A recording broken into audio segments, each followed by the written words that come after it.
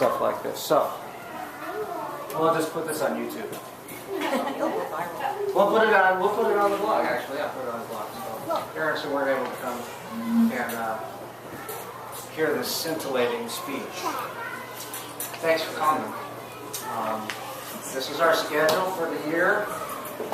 The daily schedule, there's a copy of it over on the table if you want to take one. I think I sent one home early in the school year too.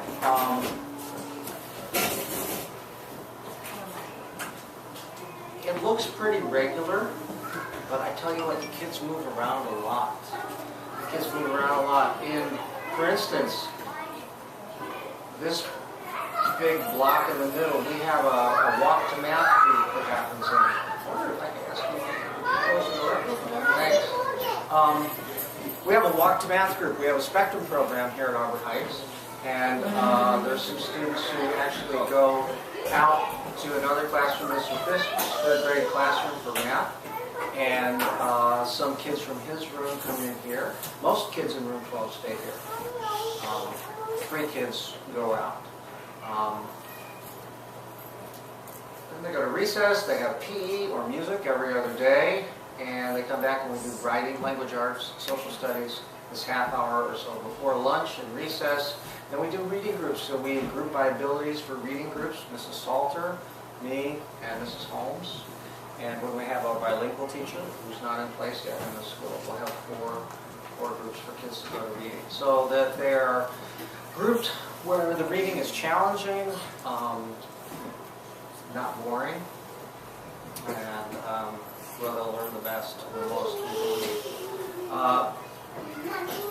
We come back, and the fun part of the day is really here. I mean, this is why I'm here. No, that's not true at all. But we do art, science. Every other day they have art or science. I'm the art teacher. Mrs. Salter is a science teacher, so our class is literally across in the hallway on Tuesdays and Thursdays when room 12 goes down to her room for science, and her kids come in here for art. I get to teach art 4 days a week. To kids who think that's not fair, I say, become a teacher. Just the basics. The math that we do is everyday math, which those who've been at Arbor Heights for a while are familiar with. This material, your homework, pretty much every night is out of everyday math. Reading, I just spoke about, and you can talk with Mrs. Salter if your child goes to Mrs. Salter for reading, or I'll be glad to talk with you. About half the class stays with me for reading, and so on. Different curriculum. Art and science, I mentioned briefly. I won't go into it too much more. Writing is a big piece of the year in here this year. That's why you saw the blog. That's why the blog is there. It's very exciting and cool and nifty looking, but the reason it's there is for writing. I believe that it's a very important part of the 3rd grade. Homework, I just wanted to mention, it's a basic thing. Homework is Monday through Thursday night. It shouldn't take too long. It should take 15 minutes. I really do not want the kids' homework to be a monumental battle, over dinner or something every night. I would just like it to be something that lets you know how they're doing in math, what we're working on in math, and help build responsibility as they get a little bit older. But that's not all. We do a lot more than that. We go on field trips. You just got a permission slip to go to the Willow Park Zoo. That's our first one. We'll be going to the Pike Place Market in January, at the end of January, for an educational field trip.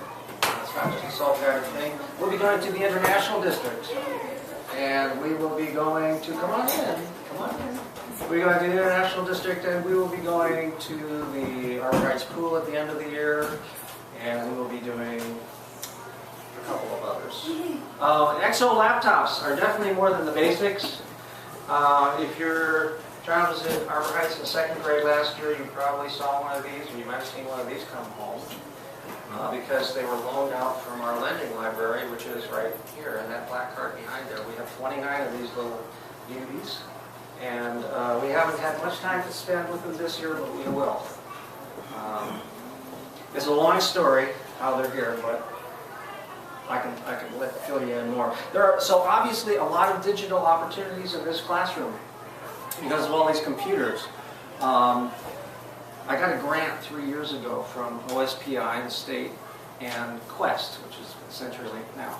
And there were 10 people who received $10,000 across the state, and I was one of them from Puget Sound. And so that's why we have all this stuff. It's pretty cool.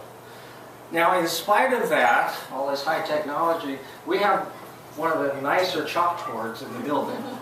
And you see the cursive letters that are up here. So I kind of think of this as a tweener classroom because we actually really use a chalkboard. Now, a lot of classrooms have the white dry erase boards. We don't have the smart boards, digital smart boards yet. But so we're kind of in between. We do a lot of really high-tech stuff, but then we do some basic stuff too. Room 12 kids, if you're sitting at your desk, would you get out your writing journal, please? Just get out your writing journal. Just pull it out, okay? Something else that we do that's not, I think this is kind of interesting, it's not real basic, is you notice the kids sit in pairs? A lot of classrooms group kids in fours. Hey, come on in. Come on in. We have a whole bunch of people coming in. Good. Come on. If you haven't met Ms. Collins, here she is. Hi, Daddy. Our new principal. I'm doing a little speech. I'm doing a little talk. All right? You're kind of, and we're filming it for people who won't be here. Just because. So kids sit in pairs here. Because I think it's a really good age to work with one other person. And just so kids get a chance to work with many other people, we change seats every 3 weeks, all year long. So they will never sit with the same person for the same 3 weeks. Sometimes it's really exciting, sometimes it's eyebrow-raising time when that happens, but it's a great way to grow socially, and I think that's very important for the kids.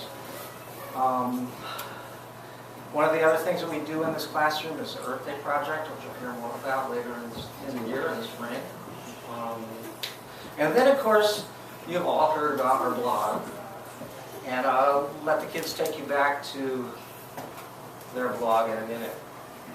I just wanted to mention volunteers. Best time to volunteer in a classroom, I think, well, it has worked pretty well for most parents, is the beginning or the end of the day.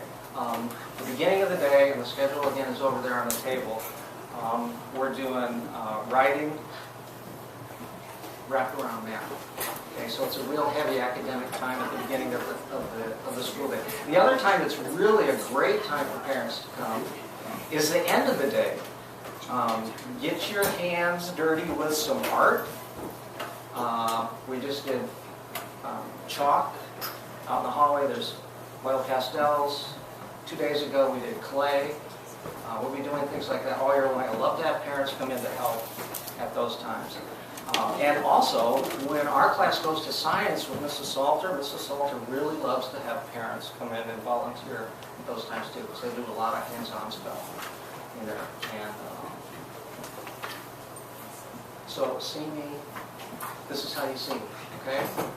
There's my email. I think you all have that. The phone number in the classroom is right there if you want to jot it down. Please just before or after school, not during the day, because it rings.